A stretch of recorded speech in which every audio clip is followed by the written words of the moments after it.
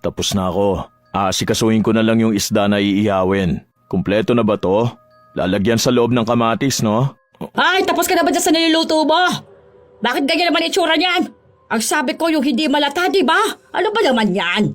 Lahat na lang ba ng gagawin mo puro na lang palpak? Wala ka lang ginawang maayos sa pamamahay na to, ah. Wala ka talagang kwentang tao.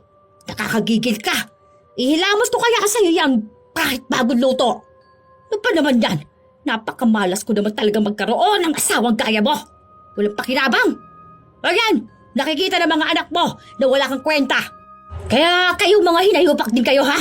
Huwag na huwag din yung tutularan ng tatay ninyo. Palpak! Walang kwenta!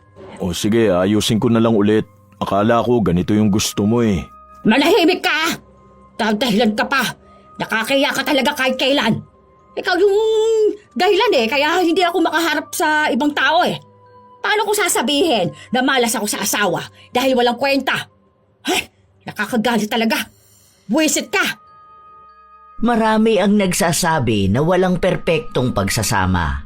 Pero paano kung ang asawa mo ay taong walang respeto sa'yo?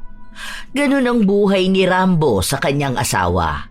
Ngunit bawat kilos ay may kapalit lalo na kung may nasasaktang tao. Ano kaya ang kahahantungan kung may kapit na ng ritual gamit ang itim na kapangyarihan? Mababago pa ba ang kapalaran ng malas na asawa? Aray ko! Bakit ba nagagalit ka na naman? Eh paano hindi ako magagalit? Kanina pa kita pinapauwi ah. Hindi mo pa rin iniwan-iwan yung mga tropa mo. Pauwi naman na ako noon. Saka saglit lang naman ako dun eh. Nakipag-usap lang ako dun sa mga kakilala ko. Hindi nga ako uminom kahit na pinapatagay nila ako. Ginagalit mo lang ako palagi. Hindi ba wala kang trabaho ngayon? Ay maglaba ka dyan. Walang gagamitin na uniform yung mga anak natin eh. Ay John Mark, ano? Ganyan ka na lang talaga? Ika nga rito. Ako, nanggigigil na ako sa yung bata ka ha?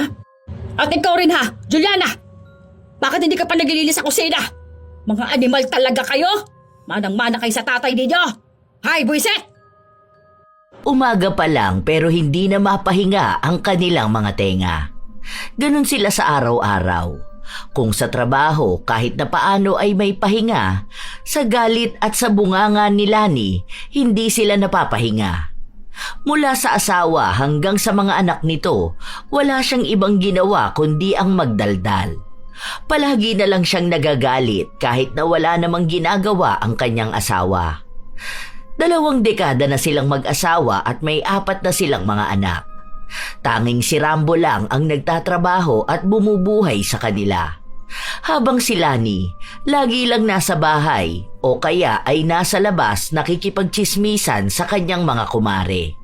Sadyang mabait si Rambo, kaya lagi siyang inaasar na takot siya sa kanyang asawa. Kapag walang trabaho, siya ang naglalaba. Siya rin ang laging naghahanda ng pagkain nila. Siya pa ang nag-aalaga sa mga anak nila. Mahal niya ang asawa kahit na ganon, kaya kahit na marami na ang nagsasabi sa kanya na hiwalayan niya, ayaw niyang gawin. Naniniwala pa rin siya sa sinumpaan nilang dalawa. Isang araw, bagong sahod si Rambo. Nasa palengke sila ng kanyang asawa. Ano ba? Ang bagal mo maglakad! Nasira yung tsinelas ko, teka lang. Hindi na yata kinakaya ng pako lang eh. Ang sakit na rin sa paa, pudpud na yun sa dulo oh. Nagagamit mo pa naman, di ba? Pwede pa yan. Bili kaya ako ng tsinelas. May nakita ako dun kanina, nasa 50 pesos lang. Okay na rin yun, matagal ko naman magagamit. Hindi ka bibili. Sige, ayusin ko na lang pala to sa bahay mamaya. Nananakit na ang paa ni Rambo dahil sa kanyang tsinelas. Gusto niyang bumili ng bago pero dahil ayaw ng misis, wala siyang magagawa. Lahat ng gamit niya ay luma na. Kapag nasira, gagawin niya lang tapos gagamitin na ulit. Hanggang nagagawa at nagagamit pa, hindi siya bibilhan ni Lani ng bagong gamit. Lahat din ng sahod niya ay diretso sa kanyang asawa. Hawak nito ang kanyang ATM at kalkulado na lahat kung magkano ang sasahurin niya. Nung umuwi na sila, naabutan niya ang kapatid niyang nasa bahay nila. Magkapit-bahay lang naman silang dalawa. Wala pang asawa si LV, kaya mag-isa lang itong nakatira sa bahay niya. Ayan na naman. Alam na sahod mo kaya nakatunga nga na naman dyan, yung kapatid mo. Huwag mo kong hihingi ng pera dahil hinihian ka na niyan, ha? Sinasabi ko sa'yo, mawawasak sa katawan mo yung bagong bili kong wallstam mo. May trabaho naman yan. Di naman yan nangihingi ng pera sa akin eh.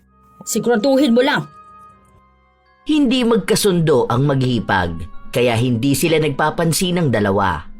Tanging ang mga bata at ang kapatid niya lang ang kinakausap ni LV. Oh, bunso, wala ka bang trabaho ngayon? Ikaw rin, wala kang pasok kuya. Holiday ngayon, di ba? Ay, oo nga pala. Nakalimutan ko na. Kumain ka na ba? Tapos na kanina pa. Pumunta lang ako rito kasi si Mia nagpapaturo sa akin dun sa assignment niya sa math. Ay oo, magaling ka kasi sa math. Best in math ka pa nga eh. Anong ginagawa mo kuya? Bakit inaayos mo pa yung tsinelas mo? Nasa palengke na kayo, hindi ka pa bumili dun. May mga nagbebenta dun na nasa 50 lang ha. Hindi ka makakalakad ng maayos niyan eh. Baka magkasugat ka pa sa paa. Hindi, kaya pa naman to eh. Pwede pa to. Kawawa naman yung tsinelas mo. Kung nakakapagsalita lang yan, baka sinabi na niyan sa'yo na gusto na niyang mamahinga. Bagong sahod ka, di ba? Bakit hindi ka makabili? Baka hindi ka na naman binigyan ng asawa mo. Ano ka ba? Para naman sa pamilya namin yun eh. Saka na lang ako bibili kapag kailangan na talaga. Ako na lang bibili para sa'yo. Ano bang size ng paa mo? Hindi na, wag na. Itabi mo yung pera mo. Mag-ipon ka. Kakusapin mo nga yung asawa mo, kuya. Hindi yung kapag kakausapin siya, lagi siyang nakasigaw. Akala mo laging inaaway ng mga tao na nasa paligid niya eh. Magkaroon naman kamo siya ng maayos sa pag-uugali. Kaya mo na. Ganon naman talaga siya eh. Takot na takot ka lagi sa asawa mo, no? Sabi nga nila, under the saya ka. Ganon talaga kapag may respeto sa asawa. Sana may respeto rin sa iyong asawa mo, di ba? Ay, siya! Masama na naman ang tingin ng bruha na yan. Parang tigre na nakawala eh, oh. Oo nga pala, sasama ka ba pagbalik sa probinsya? Hindi ko kasi masagot yung tanong ni Mamang eh, kung uuwi ka. Hindi ko pa alam kay ate mo eh. Magpapaalam pa ako sa kanya. O kung ayaw niya makita ang nanay mo, hindi ka sasama? Basta ako na lang magsasabi sa'yo kung sasama ako. Kung hindi man, magpapadala na lang ako kay Mamang. Kung makapagpadala ka nga, tsinelas nga hindi ka makabili. Tumatawa lang si Rambo pero kapatid niya ang nasasaktan sa nangyayari sa kanya. Wala siyang kalayaan. Lahat ng tao sa kanila tinutukso na si Rambo pero patuloy niya pa ring minamahal at nirerespeto ang kanyang asawa.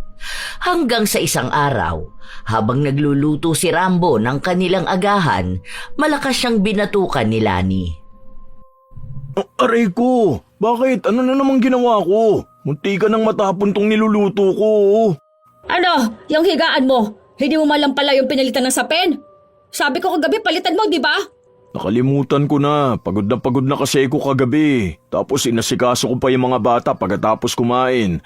Tapos naglinis pa ako dito sa kusina. Ang dami kong ginawa sa construction tapos babad pa ako sa arawan. Kaya pagod na ako. Wala akong pakialam! Kapag sinabi ko yun ang gawin mo! Aga-aga binibuisit mo ko, animal ka! Aray ko, wag mo akong sabunutan. Nagluluto ako. Buisit ka kasi! Ay! Tamad-tamad mo, nakakainis ka! Tinitiis ni Rambo ang bawat hampas sa kanya ng asawa niya habang nagluluto siya. Hindi pa nasiyahan si Lani, hinampas pa sa ulo niya ang takip ng kaldero. Nakikita yon ng mga anak nila na nakatahimik lang sa isang tabi. Kapag kasi nagsalita sila, alam nila na magagalit lang din sa kanila ang ina. Walang pinipiling oras o lugar si Lani. Basta nagalit siya, magagalit talaga siya. Kahit na napapahiya pa sa harapan ng ibang tao ang kanyang asawa. Ang sakit ng ulo ko dun sa palo mo sa akin. Parang nahihilo ko. Aakyat pa naman akong bubong mamaya. Dun ako gagawa. Huwag mo akong reklamuhan, ha? Huwag mo naman sanayin na hampasin ako sa ulo. Wala kang karapatang pagsabihan ako. Hampasin kita sa kahit saang parte ng katawan mo kapag gusto ko. Huwag mo akong sinisimulan ngayon, Rambo. Sabi ko sa'yo, baka malumpo ka lang ngayon. Kayo! Bakit hindi nyo pabilisan kumain dyan? Ha? Isusungal-ngal ko sa'yo yung kinakain mo, Mia. Lambya mo kumain ah. Alam mo na nga na may pasok kayo ngayon. Mga buwisit talaga kayo sa buhay ko. Kaya ako minamalas dahil sa inyo eh. Sama-sama na lang sana kayo. Sama niyo ng tatay niyong bobo at walang pinag-aralan. Tanga-tanga niyan. Kaya hindi makahanap ng sahod ng malaki ang kita. Malas ko talaga. Buti pa si Marisol. Yung asawa noon, ang laki ng perang ibinibigay sa kanya. Ay ako, kailangan ko pa i-budget lahat dito sa bahay. Hindi na lang sana ako nag-asawa kung ganitong buhay lang din pala meron ako. Nag-apply na ako dun sa isang trabaho na sinasabi ni paring Mike. Bali, kapag tapos ko na yung trabaho ko ng alas 5, pasok na ako dun hanggang alas 2 na madaling araw. Hoy, kahit magdagdag ka pa na marami mong trabaho ha, mananatili ka pa rin mahirap dahil wala kang pinag-aralan. Hindi na tayo makakaangat sa lintik na buhay na to dahil sa yung bobo ka. Asya, kumain na kayo dyan. Hugas kayo ng plato ha, bago ka pumasok sa trabaho. Nasasaktan si Rambo sa sinasabi ng kanyang asawa pero wala naman siyang magawa.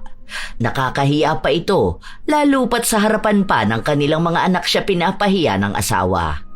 Para bang pinapamukha sa kanya na wala siyang kwentang ama. Mabuti na lamang ay mababait ang mga anak nila. Matatalino rin kaya nauunawaan nila ang kanilang ama. Minsan nga, pati ang mga bata minumura na ni Lani at kinukumpara sa anak ng iba. Wala siyang kasiyahan sa buhay.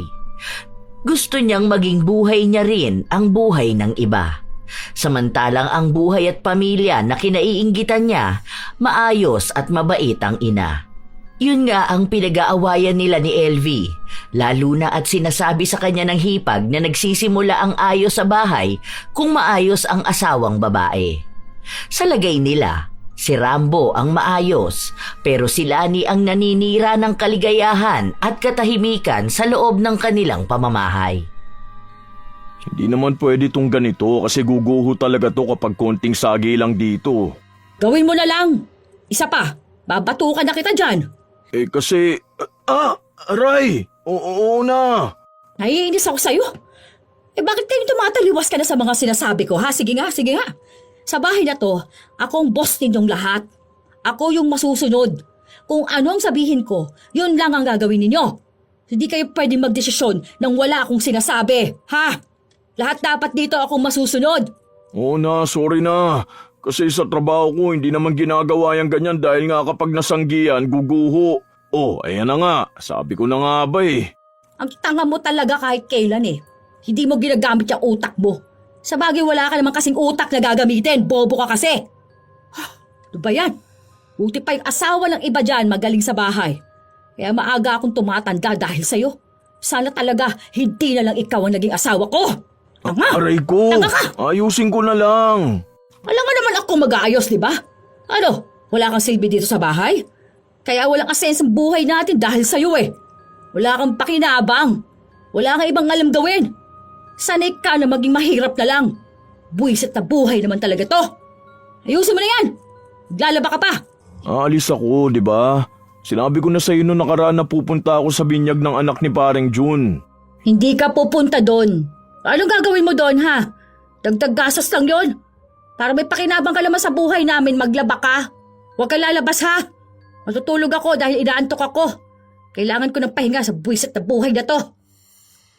Hindi nga umalis ng bahay si Rambo. May isa pa nga siyang katrabaho na pumunta sa bahay nila. Naabutan siyang nagsasampay. Pinapasundo kasi siya. Para hindi na siya gumastos ng pamasahe, isasakay na lang siya sa motor. Hindi ako pinayagang umalis eh. Pasabi na lang, pasensya na. Sinabi ng katrabaho niya na kung pwede raw bang makausap nila si Lani para sila na lang ang magpapaalam sa kanya.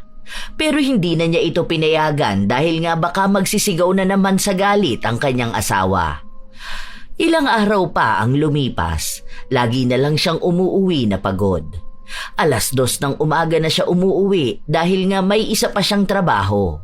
Kailangan niya ng dagdag kita para buhayin ang kanyang pamilya. Nag-aaral na kasi lahat ng mga anak nila at mas lumalaki ang pangangailangan. Kapag uuwi siya ng 2:00, diretso na siyang natutulog. Sa sahig lang siya natutulog dahil maliit lang ang kama nilang mag-asawa. Ayaw na ayaw ni Lani na nasisiksik siya o nasisikipan. Kaya bumili na lang ng banig si Rambo para mas madali niya lang ding maililigpit at mailalatag.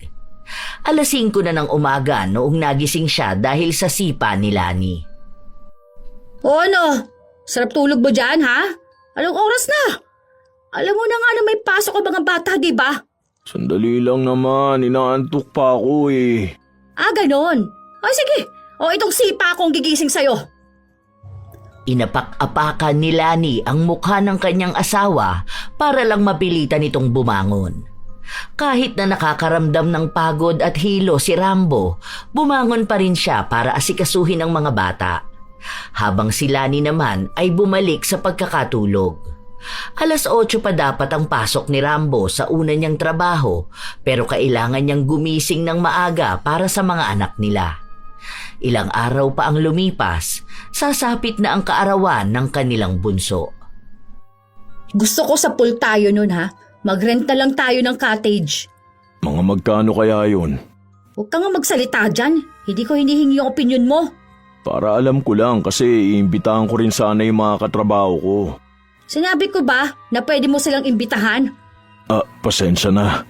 Kapag sinabi kong imbitahan mo sila, tsaka mo lang iimbitahan, ha? Ayokong pinangungunahan mo ko. Binibilang ko pa nga kung sino sa mga kamag-anak kong pupunta eh. Ayokong mapahiya sa mga yon, ha? Dapat maipakita ko sa kanila na kaya ko rin magganon kahit hindi nila ako imbitahan. Si LV sama natin. Ayoko. Hindi sasama yung kapatid mo. Ayoko sa ugali nun. Napakapangit. Sige. Ka na nga magsalita. Naiirita ako sa'yo lalo. Wala ka namang alam sa mga ganito. Basta gusto ko sa pool. Tapos dapat marami tayong pagkain doon. Walang alak dahil walang magiinom. Tapos walang videoke, ha? Hindi na tayo mag-rent nun. Ligo lang talaga. Anong mga ulam? Meron bang bopis? Wala. Ano na lang, baka pwedeng... Nahimik ka. Kung ano lang yung gusto ko, yun lang ang makikita ko doon. Hindi na lang umimik si Rambo. Ilang araw pa ang lumipas, patuloy siyang nagtatrabaho hanggang sa sumasama na ang kanyang pakiramdam. Hindi muna ako papasok ngayon. At sino nagsabi sa'yo na pwede ka mag-absent sa trabaho mo? Ayusin mo yung pinaggagawa mo, Rambo. Asama talaga ng pakiramdam ko eh. Wala akong pakialam. May pamilya kang binubuhay. Kailangan mo magtrabaho. Ano gagawin mo dito sa bahay? Hihilata ka lang? Magbihis ka dyan. Bumangon ka. Baka magulpi lang kita. Isang araw lang naman. At talagang ginagalit mo ko? Ha? Tigas sa ulo mo. Masakit na nga ang katawan ko eh. Huwag mo naman akong bugbugin. Aray ko! Huwag mo na akong sipain. Tigas sa ulo mo? Di ka nakikinig sa akin? Ano? Kaya mo na sarili mo, ha? Kaya hindi mo na ako pinakikinggan, ano? Ayusin mo mga desisyon mo sa buhay mo. Oo na, tatayo na ako. Ayoko na. Tama na. Aray ko. Papasok na ako. Makikinig ka naman pala sa akin eh. Hindi mo pa ginawa kanina. Gusto mo pa talaga yung nasasaktan ka, no? Alam mo na ngang kailangan natin ng pera dahil magbe-birthday ang anak natin tapos tatamad-tamad ka pa. Wala kang karapatang magkasakit at mapagod, ha? Ni wala nga tayong ipon. Baka gusto mong magutom kami. Buti sana kung ikaw lang yung magugutuman. Kaso damay kaming lahat. Kahit na masama ang pakiramdam ni Rambo, pumasok pa rin siya sa trabaho. Muntikan pa siyang maaksidente dahil muntikan siyang mahulog sa bubong ng gusali na inaayos nila. Dahil hindi siya pwedeng umuwi, pinagpahinga na lang muna siya ng mga katrabaho niya. Binigyan siya ng gamot at pagkain. Doon lang kahit paano umayos ang pakiramdam niya, pero hindi pa siya tuluyang magaling. Kailangan niya pa ng pahinga at maayos na pag-inom ng gamot. Hindi niya nga lang magawa yon dahil hindi naman naniniwala ang kanyang asawa na may sakit siya. Ano ba yan? Ba't ang kupad mo kumilos? Magluluto ka lang naman ng handa ng anak natin. So bakit hindi pa nakabalat tong iba? John Mark! Kaya pa kita inuutusan, ha? Magpadingas ka nga dyan dahil mag-iihaw ng isda si papa mo. Ikaw naman, Mia, yung bang mga damit ninyo na ayos mo na ba? Ano ba naman to mga to? Hindi naman nakakakilos sa maayos. Ano, mga baldado ba kayo? Hindi na ba gumagana ang mga utak ninyo? Oy, nasa na pala yung sahod mo doon sa isa mong trabaho? Wala kang ATM doon, di ba? Sabi mo ngayon yung sahod mo doon. Mamaya ko palang kukunin yun. Oy, bakit mamaya pa? Kunin mo na ngayon. Alam mo na nga na yun ang gagamitin nating pambayad ng cottage at entrance, di ba? Oo, sige, mamaya na kapag natapos na ako magluto. Pwede rin ba akong manghingi kahit magkano? Ano naman gagawin mo sa pera? Ipapadala ko lang sana sa bahay. Ang tagal ko nang hindi nakakapagbigay kay mamang eh. Uunahin mo pa talaga sila kaysa sa amin ng mga anak mo, ha? Hindi yan pwede. Kahit magkano lang naman. Hindi naman sila naghahanap ng malaking pera eh. Kapag sinabi kong hindi, ibig sabihin nun, hindi, ha? Ako lang ang pwedeng humawak ng pera mo. Bilang na bilang kong lahat yon. Kaya kahit 5 duling, wala kang makukupit sa akin. Di ka na naman nakikinig sa akin eh. Ako lang ang pwedeng magdesisyon dito ha, sa pamamahay na to. Wala akong pakialam kahit na pera mo yon galing sa trabaho mo. Dahil ako ang asawa mo kaya pera ko na rin yon. Lahat ng desisyon dapat mag-oo muna ako. Kapag ayoko, hindi mo pwedeng gawin. Tagal na nating nagsasama, hanggang ngayon hindi mo pa rin alam tong ganito. Oo na, sorry na. Intindihin mo yung niluluto mo. Tapos na ako. Sikasuhin ko na lang yung isda na iihawin. Kumpleto na ba to? Lalagyan sa loob ng kamatis, no? Ano, tapos ka na ba dyan sa niluluto mo? Oy, bakit ganyan naman ang itsura niyan? Ang sabi ko yung hindi malata, di ba? Ano ba? Ko. Lahat na lang ba nagagawin mo puro na lang palpak? Wala ka nang ginawang maayos sa pamamahay na to Wala ka talagang kwentang tao. Nakakagigil ka. Ihilamos ko kaya sa iyo yan kahit bagong luto. Ano pa naman yan, leche ka? Napakamalas ko naman talaga magkaroon ng asawang gaya mo. Walang pakinabang. O yan, nakikita ng mga anak mo na wala kang kwenta. Kaya kayo mga hinayupak din kayo Huwag na huwag ninyong tutularan itong tatay ninyo. Palpak, walang kwenta. Ayusin ko na lang ulit. Akala ko ganito yung gusto mo eh. Manahimik ka! Dahil ka pa, nakakahiya ka talaga kahit kailan eh. Ikaw yung dahilan kaya hindi ako makaharap sa ibang tao. Paano ko sasabihin na malas ako sa asawa dahil walang kwenta? Nakakagalit talaga. Buisit ka! Aray ko! Dapat masaya lang tong araw na to eh. Kaso buisit ka. Una, ayusin ko na to. Kahit na si Rambo lang ang kumikilos lahat sa bahay, nagagawa pa rin siyang saktan ng asawa. Hindi lang sa mga salita, kundi maging ang kanyang katawan. Habang umaalis ang buong pamilya ni Rambo, nakatingin lang sa labas ang kapatid niyang si Elvie. Naaawa ito sa kanyang kuya. Wala naman sa kanya kung hindi siya iimbitahan na magpunta doon sa selebrasyon. Pero yung pambubugbog at pangmamaliit kay Rambo, yon ang hindi niya matiis. Habang nagsasaya sina Lani kasama ang mga bata at kamag-anak nila, si Rambo naman ang nag-aasikaso sa kanilang lahat. Pagod na siya, gusto niyang matulog o magpahinga, pero hindi niya magawa dahil para siyang naging utusan ng kung sino-sino. Pinapakuha sa kanya ang kung ano-ano, pati na rin pagbili ng yelo na sa labas niya pabibilhin. Bago sila mag-uwian, nag-usap-usap muna sina Lani at ang kanyang mga kamag-anak. Ay, hindi ko po ugali ang mambabae. Trabaho at bahay lang po talaga ako. Ay, subukan niya mang babae, babasagin ko mukha nilang dalawa. Tsaka wala namang papatol na babae dyan. Malas naman ang kabit niya kung sakali man. Hindi makapagsalita si Rambo dahil hindi siya hinahayaan ng asawa niya na magsalita. Kapag tinatanong siya, ang sasagot lang ay si Lani. Kahit na minamaliit na siya o natatapakan na ang kanyang pagkalalaki. Kung ano-anong salita ang sinasabi ni Lani sa kanyang mga kamag-anak. Yumuyuko na lang si Rambo dahil sa hiya at ang tanging nagiging lakas niya na lang ay ang mga anak niya.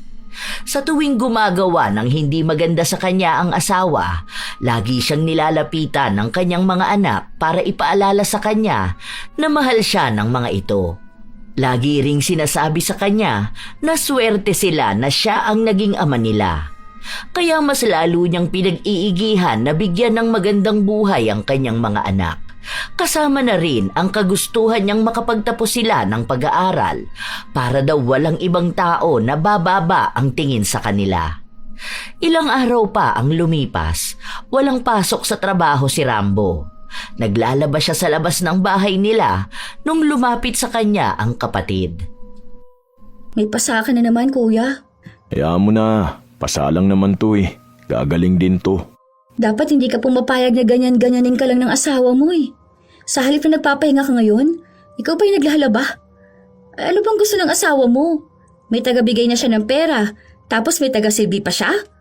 Ay, grabe naman yung ginawa niya sa'yo. Huwag ka namang ganyan magsalita sa ate mo. Wala akong pakialam sa kanya. Hindi ko tanggap na ginaganyan ka lang niya. Hindi na tama yan. Obligasyon ko naman to sa kanila eh. O tapos siya, anong obligasyon niya? Ni wala akong makita na magandang ginawa niya. Kung sigaw-sigawan ka niya, ganun na lang. Pinapahiya ka pa niya sa ibang tao. Hindi ganun. Tagal mo na nagtitiis sa kanya, kuya. Hiwalayin mo na kaya siya. Eh paano naman ang mga anak ko, di ba? Hindi pwede yung ganun. Nakakaawa naman sila. Saka kasal kami. Kasalanan sa mata ng Diyos ang paghihiwalay ng mag-asawa. Depende naman siguro yun, kuya. Ano ka ba? Okay lang ang kuya mo. Ito talaga si Bunso, lagi nag-aalala. Okay lang ako, ha? Ang alam ko, hindi ka okay, kuya, okay? Nagpapakatatag ka lang, pero tao ka, ha? Hindi habang buhay na ganyan na lang ang gagawin niya sa'yo. Kuya, lumaban ka naman sa kanya. Hindi ko sinabi na bugbugin mo rin siya, pero ang sinasabi ko, yun bang ilaban mo ang sarili mo? Ilang taon mo kasi siyang hinayaan na ganyanin ka eh. Tinotolerate mo kasi siya. May mali naman kasi talaga ako. Hindi naman siya magagalit kung maayos kong ginagawa ang trabaho ko, di ba? Kung alam mo lang paano nag-aalala si na mamang sa'yo.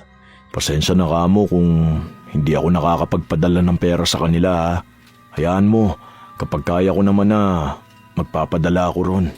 Hindi naman nila kailangan ng pera. Miss na miss ka lang din nila. Gusto nga ni mamang na magpunta ka rito para siya na lang ang dadalaw sa'yo.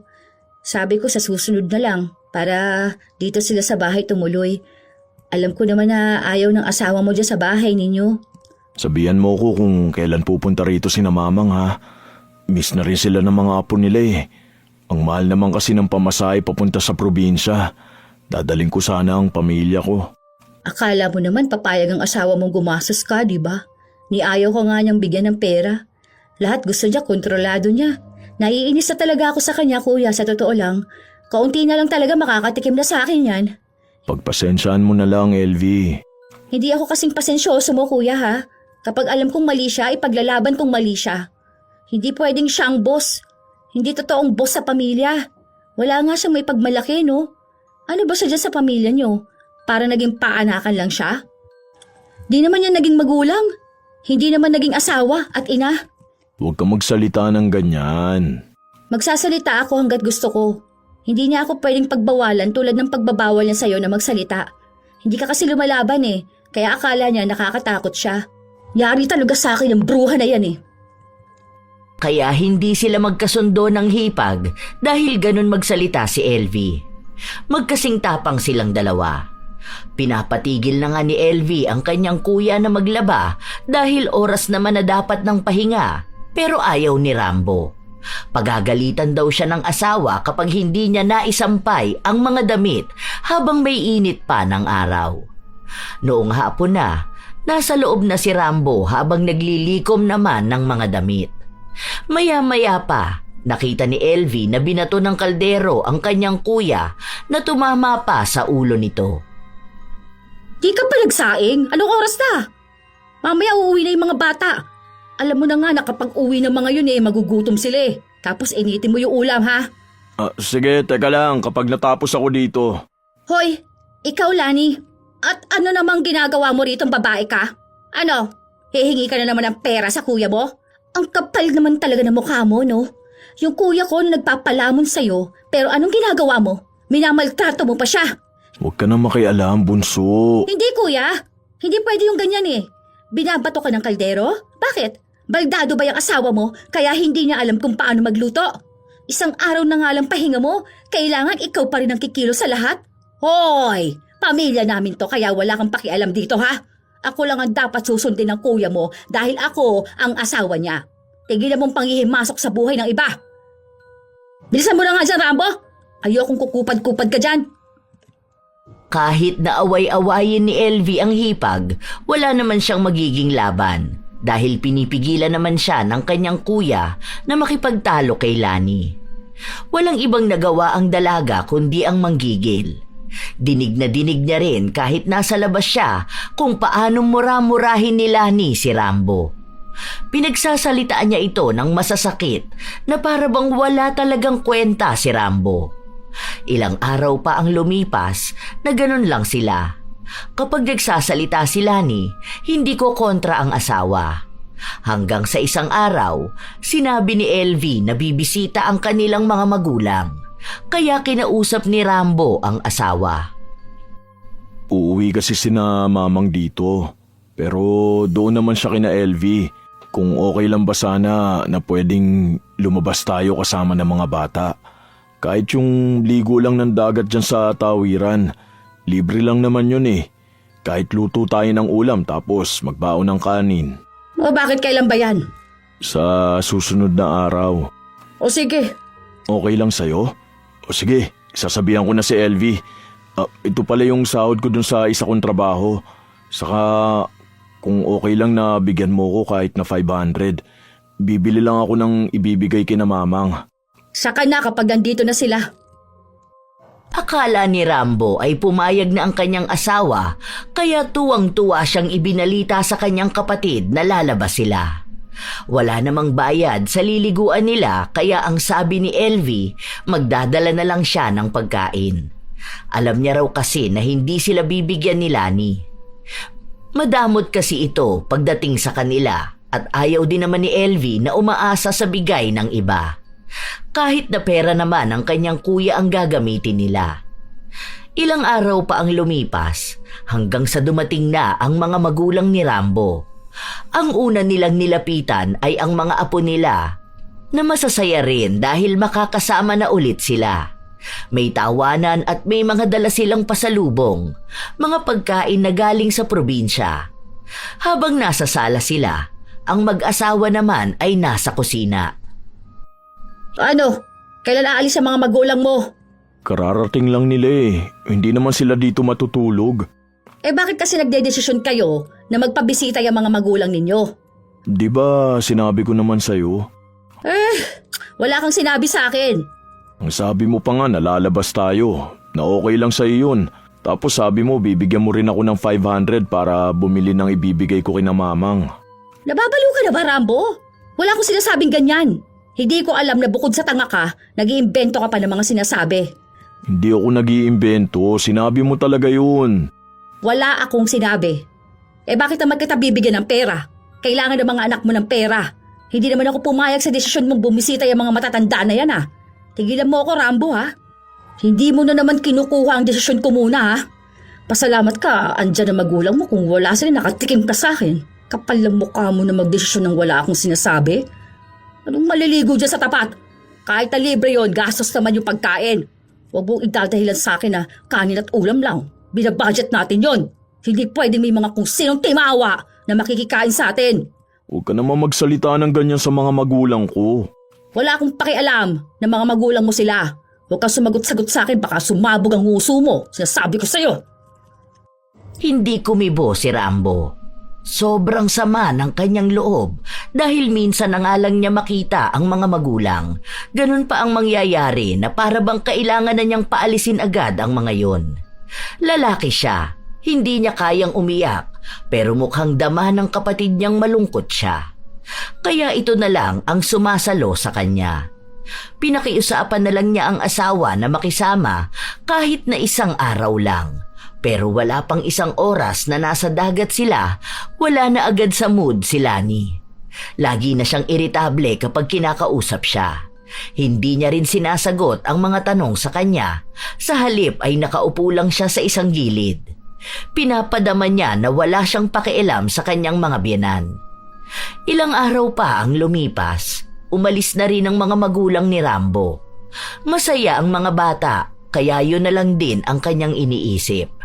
Pero kapag sasagi naman sa isipan niya ang mga magulang niya, nakakaramdam siya ng kirot sa kanyang dibdib. Anong dinadrama-drama mo dyan? Magkikilos ka nga. Nakita mo lang mga magulang mo, ganyan ka na. Sensitive mo namang lalaki. Kaya di ka talaga umaasenso dahil ganyan ka eh. Madrama sa buhay. Malas. Hindi ko naman yun maiiwasan kasi matagal ko rin hindi sila nakasama. Tapos matatanda na sila. Baka yun na rin ang huling beses na makasama ko sila eh. Uy, tingnan mo ang drama mo. Hoy, lalaki ka ba talaga ha? Hindi na ba pwedeng magkaroon ng pakiramdam ang lalaki? Kasama mo na kami ng mga anak mo. Gaganyan ka pa. Kung hindi ka ba naman tanga? Naaawa lang din naman ako sa kanila. Mas maawa ka sa amin ng mga anak mo na nagtitiis sa buhay na bigay mo. May sinasabi nga si Papang, yung sa pinsang ko raw kapag nakaalis yun ng bansa, tutulungan daw akong makaalis din ng bansa para mas malaki yung maging sahod ko. Sus! Naniwala ka naman sa ganun? Eh wala namang naitutulong sa atin yung mga kamag-anak mo ah. Tsaka, anong gagawin mo sa ibang bansa? Ang sabihin mo, tatakasan mo na yung responsibilidad mo. Ganyan yung sa kakilala ko. Matapos mag-ibang bansa nung asawa niya, doon na bumuo ng ibang pamilya. Ah, anong akala mo sa akin, tanga? Bakit ko naman gagawin yun? May mga anak tayo. Saka hindi ka rin naman makakapunta ng ibang bansa, Rambo. Alam mo kung bakit? Kasi nga wala kang alam. Mahina ka eh, bobo ka. Diba? Hindi ka nga marunong magdesisyon kasi lahat ng desisyon mo sa buhay, mga walang kwenta. Bobo! Hindi ka naman nakapag-aral. Kapag kinausap ka ba nila ng English, maiintindihan mo? Hindi naman, di ba? Matututunan naman yun. Hindi ka matututo kasi nga bobo ka. Huwag mo nang taasan ang pangarap mo. Ang gawin mo, magtrabaho ka na magtrabaho para sa amin ng mga anak mo. Para naman makapagtapos sila ng pag-aaral at hindi sila tumulad sa'yo na walang kwenta. Nawalan na ng gana si Rambo na mangarap dahil lahat na lang ng pangarap niya ay mali sa paningin ng kanyang asawa. Tila ba wala na siyang direksyon sa buhay dahil sila nilang ang dapat na magsabi sa kanya kung ano lang ang pwede niyang gawin. Dahil masama pa rin ang loob ni Rambo, pumunta siya sa bahay ng kapatid noong tulog na ang mga tao sa bahay nila. Anong sabi ni na Mamang? Nahihiya tuloy ako eh. Sorry talaga ah. Wala naman silang sinabi sa akin pero ewan ko lang kung anong pinag-uusapan nila ni Papang. Bakit naman kasi ganun pang naging asawa mo, kuya? Ewan ko ba? Hindi naman kasi siya ganun noon. Kahit naman anong sabihin ko sa'yo, hindi mo naman siya hihiwalayan, di ba? Hindi ko kaya. Mahal ko naman ang asawa ko. Pati na rin yung mga anak ko. Mahal ko ang pamilya ko. Naiintindihan naman kita.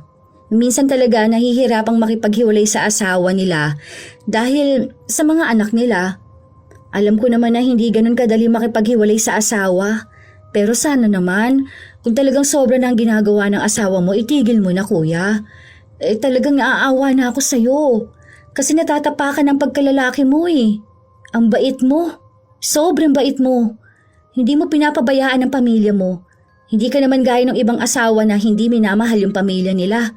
O kaya yung nambababae. Walang masasabi sa'yo eh. Kahit na sinong kausapin mo, wala silang masasabing talagang mali sa'yo. Maraming mali sa akin. Hindi nga ako nakapag-aral, di ba? Kaya nga, hindi ko maiangat yung buhay ng pamilya ko eh. Kaya nga, hanggang dito lang ako. Yan ba yung laging tinatanim ng asawa mo sa utak mo?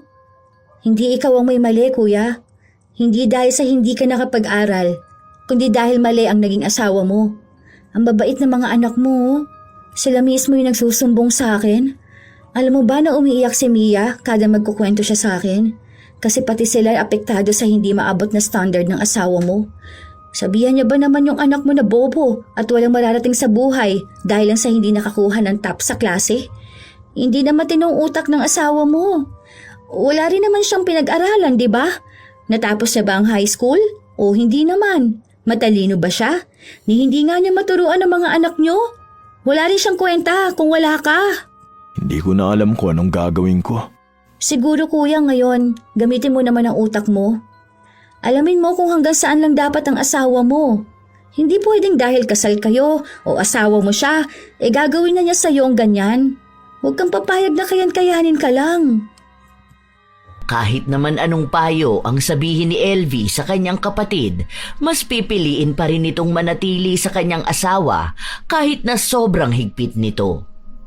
Ilang araw pa ulit ang lumipas kung saan-saan na naman pinapahiya ni Lani ang kanyang asawa.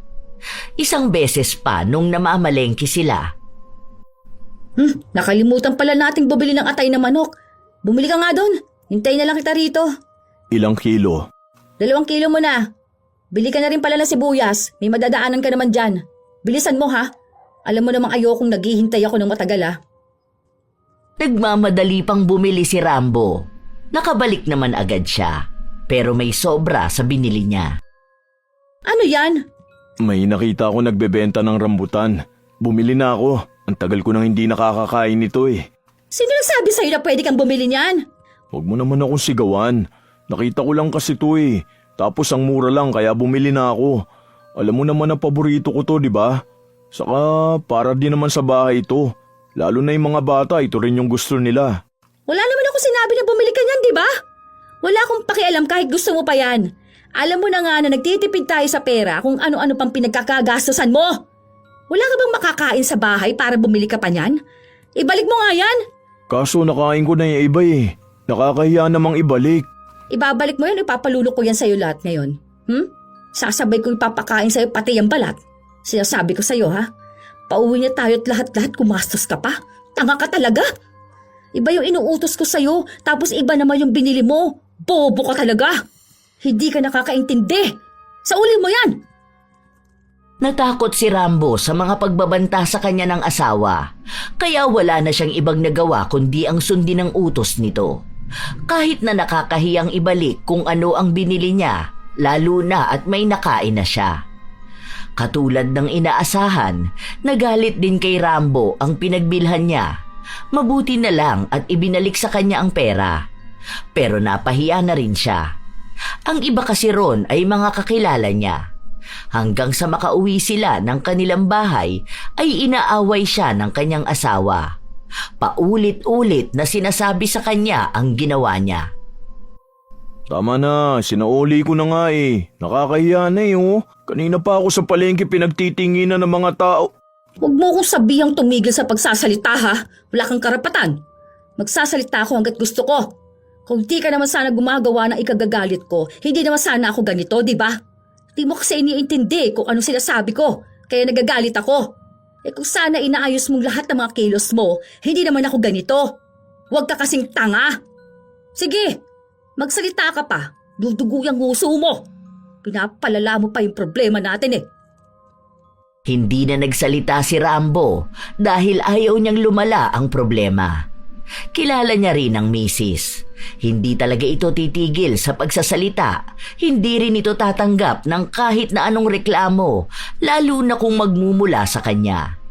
Dahil para kay Lani, walang saysay ang mga sinasabi niya, kaya hindi siya pakikinggan. Hanggang sa ilang araw pa ang lumipas, tila ba may nagbabago kay Lani. Hindi nila alam kung bakit hindi na siya sumisigaw. Hindi na rin siya laging nagagalit. Isang araw, habang naghuhugas ng plato si Rambo, nabitawan niya ang platito. Nabasag yon kaya takot na takot siya, lalo pa at naroon na ang kanyang asawa sa loob ng kusina. Sorry, hindi ko naman sinasadya. Nabitawan ko lang. Dumulas kasi sa kamay ko dahil may sabon. Lilinisan ko na lang, sorry. Ako na lang maglilinis. Huwag ka nalang lumapit dyan, baka masugatan ka pa. Hindi ka ba galit? Bakit naman ako magagalit? Hindi mo naman sinasadya. Tsaka gano'n naman minsan. Hindi naman niya maiiwasan. Hindi mo ba ako sisigawan? Hindi mo ba ako mumurahin? Baka naman iampas mo sa akin yung walis. Hindi naman, ano ka ba? Sinabi ko na nga na hindi naman yan sadya. At normal lang naman makabasag ng gamit. Kasi malamang babasagin yan. Takang-taka si Rambo kung bakit ganon ang kanyang asawa. Akala nga niya isang beses lang yun o kaya ay babalik sa pagiging mapagmando ang kanyang asawa, pero nagtagal yon ng 1 buwan. Hindi lang sila ang nagtaka dahil maging ang mga kapitbahay nila ay nagtaka sa pagiging tahimik ng kanilang bahay. Isang araw, walang pasok sa trabaho si Rambo. Maglalaba na sana siya nung nakita siya ng asawa na naglalaba. Ako na dyan. Magpahinga ka na. Day off mo talaga ngayon. Hindi na ako na dyan. Baka mamaya magalit ka sa akin kapag hindi ko yung ginawa. O kaya tutulungan na lang kita. Hindi na ako na nga. Kaya ko naman to. Ang dali lang kaya maglaba. Sige na, magpahinga ka na. Kailangan mo magpahinga dahil wala kang ibang ginawa kundi ang magtrabaho. Ha? Sure ka ba? Oo naman. Bakit naman ako hindi magiging sure? Ako na, baka magalit ka eh. Hindi nga ako galit. Ano ka ba naman? Ako na nga rito. Gawain ko ito bilang asawa mo, di ba? Kaya magpahinga ka na dyan. May pagkain na pala. Nagluto ako ng merienda. Sabihin mo lang kung gusto mo ng Coke, ibibili kita. Ano bang nangyayari sa'yo? Sigurado ka bang ayos ka lang? Ano bang iba sa inaasta ko? Wala naman. Hindi pa rin makapaniwala si Rambo na paanong sa isang iglap, ganun ang nangyari sa kanyang asawa. Ang ilang taon niyang tiniis na maingay na asawa at laging nang mamaliit sa kanya, naging maamo. Ito na ang naghahain ng pagkain niya, naghahanda ng mga gamit niya. Minsan, kapag umuuwi siya galing sa trabaho, ay hinihilot pa siya nito. Ang daming magagandang salita na lumalabas sa bibig ng asawa. Minsan nga iniisip niya kung asawa niya pa ang kasama niya. Pati mga anak nila ay nagtataka. Dahil kapag nagkamali sila noon, binubugbog sila ng kanilang ina. Ngayon, kahit na magkamali sila, pinapagalitan lang sila pero hindi ganoong sobrang galit. Hindi tuloy nila alam kung matutuwa ba sila o baka nananaginip lang sila at isang araw bigla na lang silang gigising na bumalik na sa dating ugali ang kanilang ina. Isang araw, nagpunta si LV sa bahay ng kapatid kung saan nakaupo lang ang kuya niya at nanonood ng TV. Tahimik ng bahay niyo ah. Nakakapanibago, no? Bakit? Mas gusto mo ba yung may nagsisigawan at nagmumurahan palagi? Hindi naman sa ganun. Naninibago lang ako sa inaasta ng asawa ko. Hindi ko alam kung bakit ganun siya eh. Alam mo yun? Yung parang bigla siyang bumait. Tapos ngayon, pinapakinggan niya na yung mga opinion ko. Pinapayagan na rin niya akong gawin ang gusto ko. Hindi niya na ako pinapahiya, ganun. Tapos parang ramdam ko na may silbi na ako sa buhay. Eh di mas maganda nga yung ganun, di ba? O at least, hindi na siya yung klase ng asawa na laging galit at mababa ang tingin sa'yo. Ano, masaya kapag masaya ang bahay, di ba? Kapag hindi baliw ang asawa. Ganyan sana ang buhay mo eh, kung hindi ka malas sa asawa. Kinakabahan nga ako na baka biglang bumalik sa dati si Lani. O kaya, maging mas malala pa siya. Hindi na yan babalik sa dati. Ha? Paano mo naman nasabi? Wala naman. Yan lang ang alam ko. May ginawa ka ba? Ha?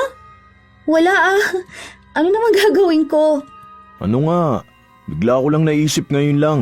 Baka naman may ginawa ka ha? Baka mamaya ganun ginagawa mo sa kwento ni Lola. Ano bang kwento ni Lola? Hindi ko na kaya gaanong naaalala yun. Yung ganun sa kwento niya na mga pampaamo ng tao? Ay, ngayon ko lang naisip yun ah.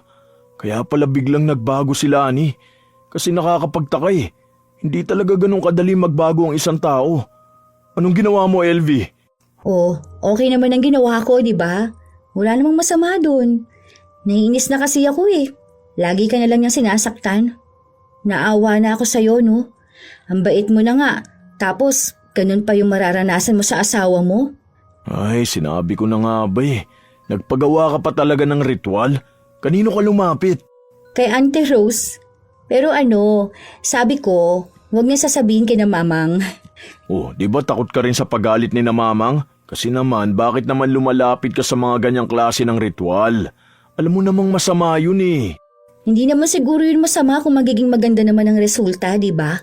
Isa pa, para naman sa inyo yun. Maganda naman yung intention ko nung ginawa ko yun eh. Hindi naman yun basta lang. Maganda man ang intensyon mo o hindi, ganun pa rin yun. Masama pa rin lumapit sa itim na kapangyarihan. Dahil lahat may hangganan. Pansamantala lang yung pagiging mahinahon ng asawa ko. Tapos darating ang araw na babalik na naman siya sa dati. Parang lalo mo lang pinahirap yung sitwasyon namin dito eh at ng mga anak ko. Kasi parang pinaasa kami sa pagbabago ni Lani na hindi naman totoo. Ayaw mo naman kasi siyang hiwalayan. Kaya ako na lang yung gumawa ng paraan. Masama ba yun? Na gusto ko lang naman maging maayos ka, tsaka yung mga bata. Nandun na tayo, naiintindihan kita sa ginawa mo. Pero kasi, alam mo yun, ang hirap tanggapin na hindi yan totoo. Nababalik siya sa dati.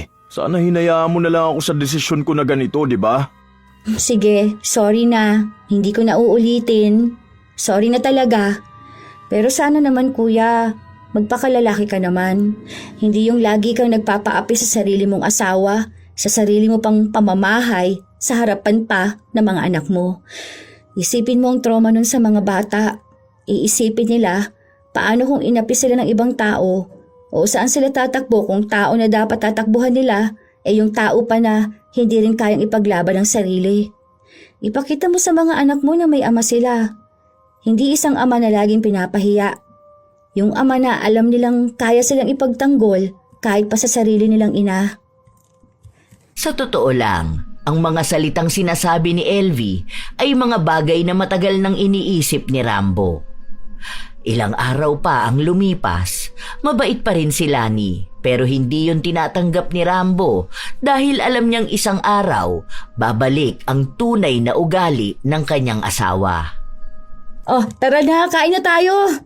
Ano, kumusta naman ang kamay mo? Masakit pa ba? Hindi na gaano. Hilutin ko na lang ulit mamaya. Hayaan mo, gagaling din yan. Sana ganito ka na lang. Yung totoo. Ano bang sinasabi mong totoo? Hindi ba ako totoo? Ganito ka nung bago tayo eh. Sana naging ganito ka na lang talaga. Kaya mo naman pala yan eh. Ikaw? Kung ano-ano na naman ang iniisip mo. Ay oo nga pala, ipapaayos ko sana sa'yo yung banyo kasi yung inodoro natin parang gusto sana na medyo pataasan natin. Kaya mo naman yun, di ba? Syempre kaya mo yun, ikaw pa ba? Ikaw ba naman ang isa sa pinakamagaling na gumawa ng bahay, no?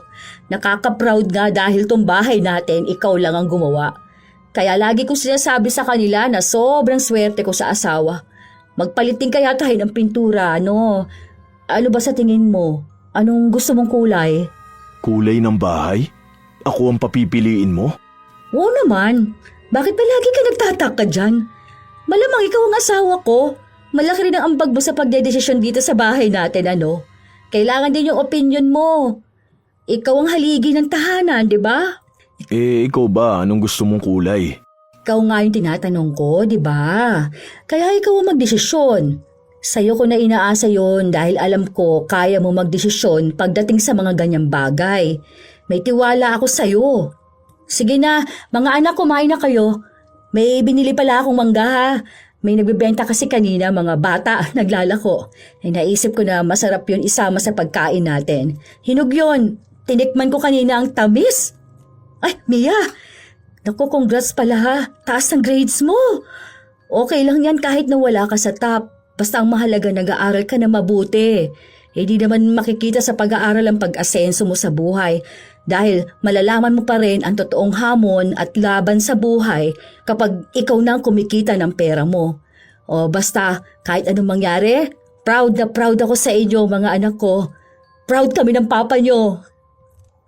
Nalulungkot si Rambo dahil mukhang nasasanay na ang kanyang mga anak sa bagong ugali ng kanilang ina. Kaya mas masasaktan siya kung mararanasan na naman nila ang lupit ni Lani kapag bumalik na ito sa dati niyang pag-uugali. Habang lumilipas ang mga araw, tila ba dumating na ang kinatatakutan ni Rambo. Isang araw, bigla na lang siyang umuwi ng bahay na nagwawala ang kanyang asawa. 5:00 yun ng hapon dahil wala siyang pasok sa isa niyang trabaho. Ang tanga mong bata ka! Sinabi ko sa'yo ilagay mo na maayos, di ba? Natapon tuloy yung tubig. Tanga ka talaga. Alam ko talaga na nagmana ka sa tatay mo. Naku, di malabo na parehas kayo na magiging buhay. Magiging wala rin kayong kwentang tao. Ano nangyayari? Bakit ang gulo ng bahay? Bakit basagan lahat ng gamit? Eh bakit umuwi ka? Di ba may isa ka pang trabaho? Ano, huwag mong sabihin sa akin hindi ka papasok doon. Kapal na ba na mukha mo? Wala kaming trabaho doon dahil umalis yung amo namin. Bakit ka ba nagwala? Paano? Parehas kayong tanga ng anak mo. Hindi naman siguro sinasadya ng bata na maitapon yung tubig. Tignan mo nga ang dami ng pasa ng anak mo. Umiiyak na rin yung iba. Ano bang ginagawa mo? Gusto mo bang mawalan ng pagmamahal sa'yo ang mga bata? Aba, ayos ah. Marunong ka na sumagot sa akin ngayon, ha? Langya ka. Ano ba? Bitiwan mo nga ako. Aba, matapang ka na, ha? Ano pinagmamalaki mo sa akin, ha? Wala ka namang kwentang tao. Buwiset! Walang ibang ginawa si Lani kundi basagin ang lahat ng gamit nila. Sinira niya rin ang mga mahahawakan niya. Pati gamit sa kusina, pinagsisira niya. Binabato niya rin sa kanyang asawa ang mga gamit na matitigas. Wala rin siyang tigil sa pagmumura. Kung magalit siya, para bang ayaw na niyang buhayin ang pamilya niya. Tama na! Wala kang karapatang patigilin ako. Manahimik ka. Ikaw ang manahimik! Ilang taon na ako nanahimik sa'yo. Di mo ako pwedeng palaging patatahimikin. Ako ang asawa mo. Ako ang dapat susundin mo. Tapos na ako sa pag-intindi sa'yo. Ayoko na. Pagod na ako. Anong sinasabi mo? Ano, hihiwalayan mo ako? Kung kaya mo. At sino naman nagsabi sa'yo na hindi ko kaya? Ako ang bumubuhay sa pamilya na to. Kaya wag mong sasabihin na hindi ko kaya nang wala ka. Nagtitiis lang ako sa'yo dahil sa kasal na sinumpaan natin at sa mga anak natin. Nanahimik ako at naging sunod-sunuran dahil akala ko yun ang tamang paraan para matawag akong mabuting asawa at ama. Pero mali ako. Hindi madadala ng pagiging responsable ko ang galit na hindi mo maintindihan sa sarili mo. Hindi kami ang labasan ng galit mo. Pagod na ako manahimik kapag sinasaktan mo ko at ang mga anak natin. Hindi na ako papayag. Sige, lumayas kayo. Pero sinasabi ko sa inyo, hindi mo kakayanin nang wala ako sa buhay mo dahil wala ka namang kwentang tao. Bobo ka eh. Wala kang pinag-aralan, kaya hindi ka aasenso sa buhay. Dadalhin mo lang sa kahirapan ng mga bata. Sige, para magsisi ka sa mga desisyon mo sa buhay. Wala akong pagsisisihan. Ito ang unang desisyon ko sa buong pagsasama natin na paninindigan ko ng buong buo. Para na to sa mga anak natin. Ngayon aasta ka na mabuti kang ama. Eh kung talaga mabuti kang ama, hindi mo sila hahayaang maging mahirap. Alam mo kung bakit tanga ang mga bata na yan? Kasi katulad mo sila. Sa dami ng mamanahin nila, yung pagiging tanga mo pa. Kahit na anong sabihin mo, wala na akong pakialam. Tanga ako sa paningin mo at sa paningin ng lahat dahil nanatili ako sa'yo. Pero ngayon, hindi na. Tapos na tayo. Kinuha ni Rambo ang mga bata. Hindi niya alam kung saan sila titira, pero mabuti na lang ay may malapit siyang kamag-anak na walang ibang kasama sa bahay. Hindi niya kasi pwedeng dalhin sa bahay ng kanyang kapatid, lalo na at kapitbahay lang naman sila. Mas madaling mapupuntahan ni Lani. Wala silang dala na kahit anong gamit, kaya hindi nakapasok sa paaralan ng mga bata. Naaawa si Ramon sa inabot ng kanilang mga anak. Takot na takot pa rin ang mga ito. May isa pa siyang anak na umiiyak habang tulog dahil nananaginip siyang binubugbog sila ng kanilang ina. Hanggang sa kinabukasan, bumisita si LV sa bahay kung nasaan ang kanyang kuya. Nagwawala yung baliw mong asawa. Ayun, sinunog yung mga gamit nyo. Pati mga gamit ng mga bata. Kawawa naman mga pamangkin ko. Hindi muna makakapag-aral ngayon. Pero baka pwede pa naman kung pakikiusapan ng mga teacher nila. Maiintindihan naman siguro na walang-wala muna sila kahit na ano. Lalo na yung mga notebook nila. Buti na lang inalis mo ang mga anak mo dun. Ano raw ba nangyari? Sabi ni John Mark, naglagay siya ng tubig sa ref tapos parang hindi niya naisara na maayos yung takip. Tapos nung kumuha ng tubig yung kapatid niya, natapon niya ata. Pupunasan naman daw nila kaso nakita ng mama nila. Mayun, binugbog sila. Nakakatakot naman. Wala na yung pinagawa ko, no? Yun ang nga ang sinasabi ko sa'yo eh. Nagbigay ka lang ng peking paniniwala sa mga anak namin at sa akin na nagbago na si Lani. Pero nung nawala na, balik na siya sa pagiging bayolente niya. Mas malala pa yata. Parang yung mga buwan na mabait siya, naipon na bigla na lang sumabog. Sorry naman, di ba? Hayaan mo, tutulungan ko naman kayo. Naghahanap nga ako ng uupahan nyo eh. Pwede doon na rin ako lumipat para may kasama ang mga bata. Naawa ako sa mga pamangkin ko. Hindi ko pa alam. Basta ako rin naaawa sa mga anak ko eh. Hindi ko akalain na ganun yung magiging takot nila. Malala ang trauma ng mga bata na yan, kuya. Mahihirapan sila makalimutan yun. Eh parang lahat na magiging kilos nila, kahit na malalaki na sila, maaalala nilang sinasaktan sila. Pinatagal ko pa kasi. Pero buti naman, nagawa mo na rin magsalita para sa sarili mo at para sa mga anak mo. Hindi ko rin alam kung saan ako kumuha ng lakas ng loob. Basta bigla na lang ding lumabas sa bibig ko ang mga salitang yon. Tapos parang ang tapang ko. Yun yung unang beses na sumagot ako kay Lani. At kahit na anong patahimik niya sa akin, hindi niya ako napatahimik. Baka kasi punong-puno ka na sa mga pinaggagawa niya. Baka bigla ka na lang naging lalaki na hindi na nagtatago sa saya ng asawa mo. Hindi ko rin alam. Baka nga. Basta ang iniisip ko na lang ngayon, yung mga bata. Gumawa ng paraan si Rambo para maging maayos ulit ang buhay ng kanyang mga anak. Pero hindi pa rin nawawala ang takot sa kanila. Minsan nga, kahit na simpleng pagkakamali lang, nakikita na ang panginginig sa mga bata. Natatakot sila na bigla na lang silang masasaktan. Kaya laging sinasabi ni Rambo na wala nang mananakit sa kanila. Magkakasama na sila para sa bagong simula. Hanggang sa isang araw, bigla na lang sumugod si Lani sa bahay na tinutuluyan nila. Hindi niya alam kung paano sila natuntun doon. Ano? Nagmamatigas ka talaga? Ayaw niyo bumalik sa bahay? Akala niyo ba kaya ninyo na wala ako? Nagsisimula na nga kami ng buhay na wala ka, di ba? Ganyan ba yung klase ng ama na sasabihin mong mabuti? Yung ahayaan ng mga anak niya na walang ina? Anong klaseng asawa ka niyan? Parang hindi mo alam kung ano yung pinangako mo nung pakasal tayo ah. Hindi ko naman nakakalimutan yon. Pero mukhang ikaw yung nakakalimot. Manahimik ka! Kapal na mukha mo sumagot sa akin.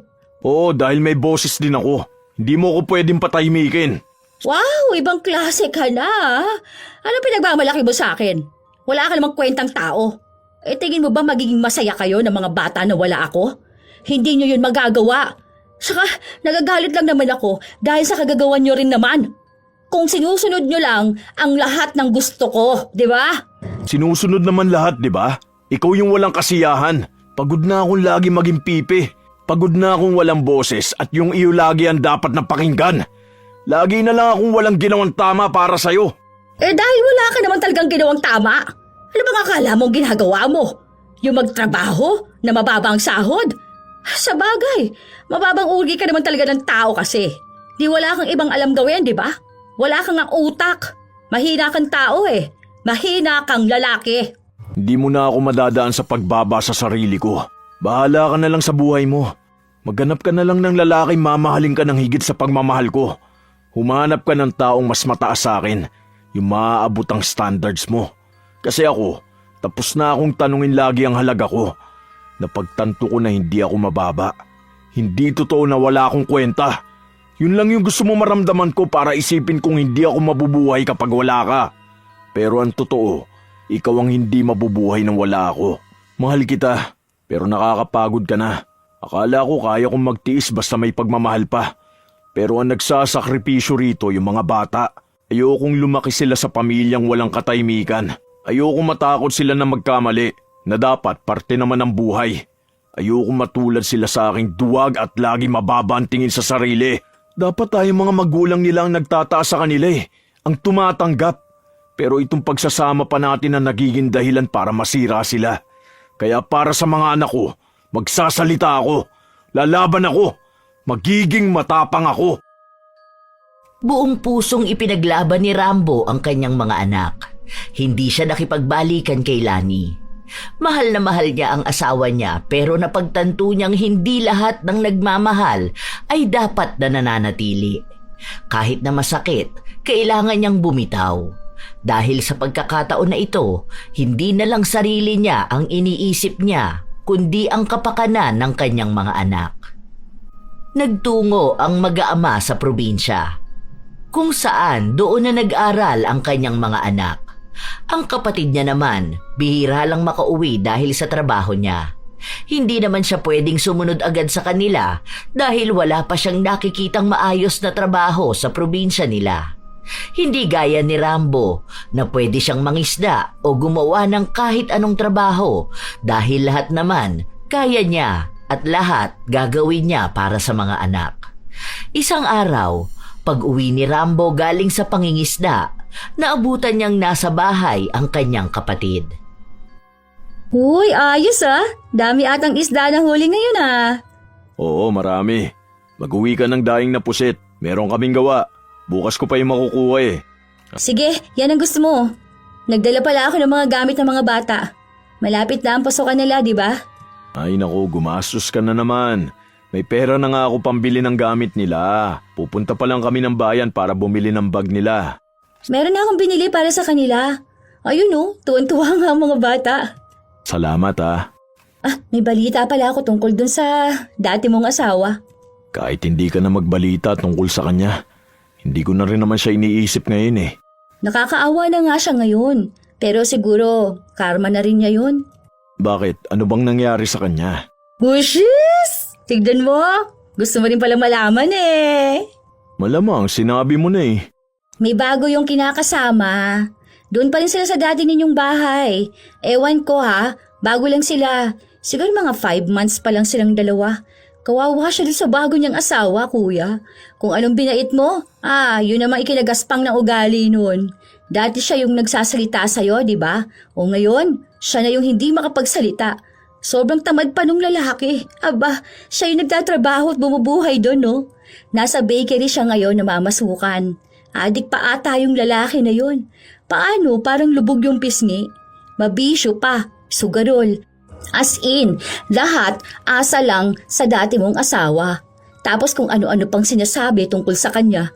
Kahit na nasa labas sila, yun, sinisigaw-sigawan lang siya. Pinapahiya siya, ganun. Kawawa naman pala siya. Kung makapagsabi siya sa'yo noon na wala kang kwenta, no? Tapos lalabas na siya pala talaga yung walang kwenta at yung ipinalit niya sa'yo, mas malala na walang kwenta. Swerte na siya noon. Ginawa niya pang malas ang sarili niya ngayon. Wala eh. Karma na rin siguro yun para ipakita sa kanya kung ano yung nawala sa kanya. Para ipadama sa kanya yung ginawa niya sa inyo ng mga anak mo. Kawawa naman kung iisipin pero deserve niya naman yun. Kung naging mabuti sana siyang asawa, edi may mabuti sana siyang pamilya, di ba? Hayaan na lang natin siya. Ikaw ba kuya? May bago ka na bang asawa? Ilang taon ng mga anak mo? Saka taon na rin naman kayong hiwalay ni Ate Lani. Hindi ko na yun iniisip, no? Kaya ko namang alagaan ng mga anak ko eh. Ikaw ba? Kailan ka mag-aasawa? Ilang taon ka na oh. Mag-anak ka na para hindi naman yung mga anak ko ang ginagastusan mo. Wala pa nga akong nakikilala ng matinong lalaki. Gusto ko makahanap ng asawa na magpapakaasawa, no?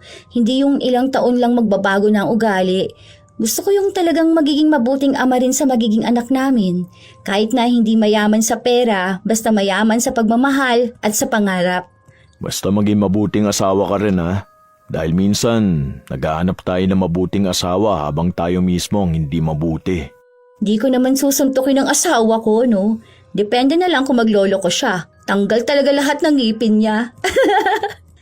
Loko ka talaga. Tara na nga, magluluto pa ako ng paborito mo. Sinigang na isda at maraming talbos ng kamote. Na may siling labuyo? Maana talaga sa yung pamangkin mo. Hindi na makakain kapag walang sili. Siyempre, magmamana talaga sila sa kanilang tita ganda. Naitaguyod naman ni Rambo ang 4 niyang anak. Napapaaral niya ang mga ito dahil masipag siyang magtrabaho. Kahit na halos wala na siyang pahinga, basta makalikom lang siya ng pera na maibibigay sa mga bata na maabot ang kanilang pangarap. Nakapagpatapos na siya ng isa sa kolehiyo na ngayon ay nagtatrabaho na rin at tumutulong sa kanya para pag-aralin at buhayin ang iba pa. Masaya silang magkakasama.